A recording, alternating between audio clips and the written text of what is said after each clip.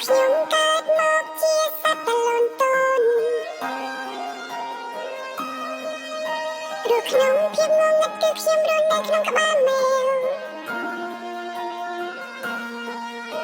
អាមេវជាសត្វចង្រៃ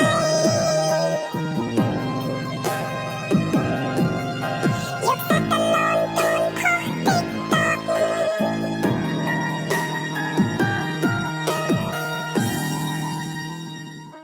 ឬខ្ញុំកើតមកជាសត្វតលន់តូន